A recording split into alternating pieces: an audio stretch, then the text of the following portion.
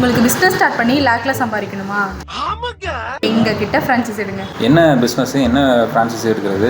அட soda company தாங்க. Soda கம்பெனியா? எவ்வளோ இன்வெஸ்ட் பண்ணணும்? 15,000 4.5 லட்ச ரூபா வரைக்கும் இன்வெஸ்ட் பண்ணலாம். 4.5 லட்ச ரூபாய்க்கு பிஸ்னஸ்க்கு எங்களுக்கு என்னென்ன சப்போர்ட் பண்ணுவீங்க? 300 ட்ரே கொடுப்போங்க.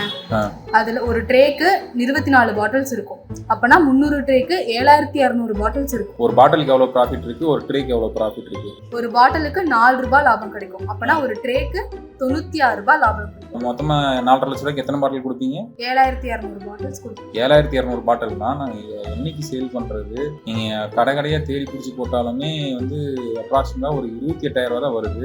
7,200 பாட்டில் சேல் பண்ணுறதுக்கு நாங்கள் மினிமம் ஒரு நாளைக்கு 10 ட்ரே சேல் பண்ணணும்.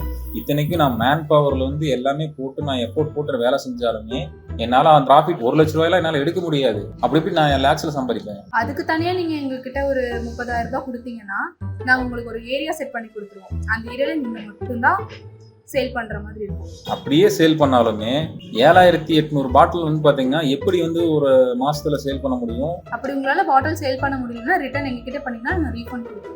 அந்த வேலையை நம்ம ஏன் செய்யணும்? ஒரு ஐடி கம்பெனியில் வேலை செய்கிறாலும் வந்து இதை எடுத்து பண்ணலாம் அப்படின்ற மாதிரி சொல்கிறீங்க. ஒரு மினி ட்ரக் எடுத்து வந்து பண்ணுறோம் அப்படின்னா அந்த ட்ரக்குக்கு உண்டான வாடகை ஆகட்டும், டீசல் ஆகட்டும், சேலரி ஆகட்டும் எல்லாமே இருக்குது.